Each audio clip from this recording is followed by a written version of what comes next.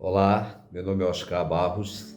A minha história, ela se juntou com a história da Igreja Batista Emanuel no ano de 1982.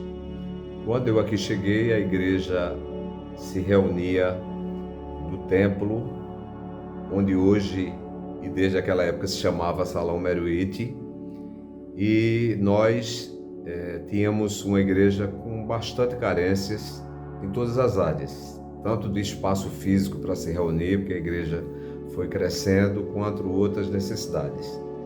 De tal forma que eu exerci na Igreja Batista Emanuel um ministério bastante eclético. E assim o foi porque, em função das necessidades da igreja, eu fui vice-moderador da igreja durante um tempo. Eu atuei como regente congregacional e regente coral, como professor da escola bíblica dominical.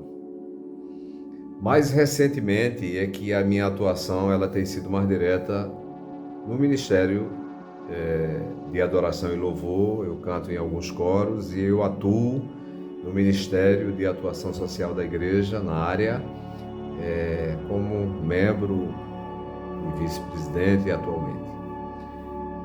Eu quero refletir com os irmãos a respeito do texto que nós encontramos em Lamentações 3:21, que é um texto bastante conhecido e que traz para nós aquela mensagem de que quero trazer à memória aquilo que me dá esperança.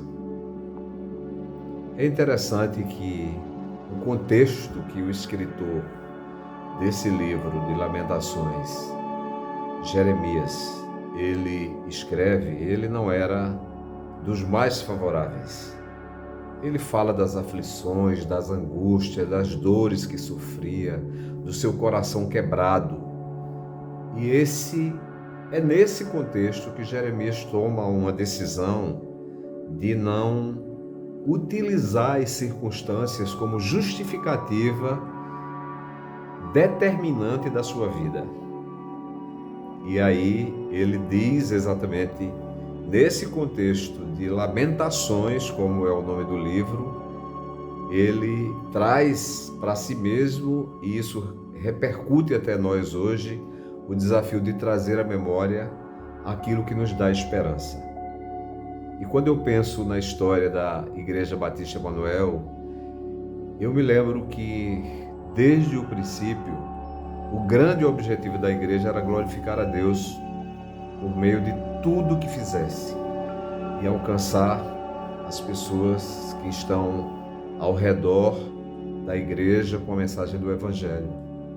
Fazia parte do projeto da igreja ver a igreja crescer, de tal forma que construir um novo templo foi colocado como um desafio gigantesco, porque era um sonho que a gente não tinha clareza de como é que a gente podia concretizar. Por outro lado, ver a igreja crescer, ver os nossos filhos crescerem na graça e no conhecimento do Senhor Jesus, sempre se constituíram desafios para nós. Então nós tínhamos sonhos, mas o Senhor tinha como resposta aos nossos sonhos que nós nos envolvêssemos responsavelmente com aquilo que nós sonhávamos. E nós descobrimos que tudo que nós conseguimos realizar desde então foi porque nós cremos num Deus que é fiel. E quando os nossos sonhos, eles têm como base aquilo que o Senhor deseja das nossas vidas e da vida da igreja, Ele, pela sua fidelidade, nos ajuda a concretizá-los. E ao final desse período aí de história, de construção, de nós termos esse templo que hoje abriga a igreja, nós trazemos à memória a mesma esperança que nós tínhamos naquela época. Nós tínhamos esperança de construir coisas que contribuíssem para estabelecer o reino de Deus neste mundo. E não foi outra coisa pela qual nós nos empenhamos.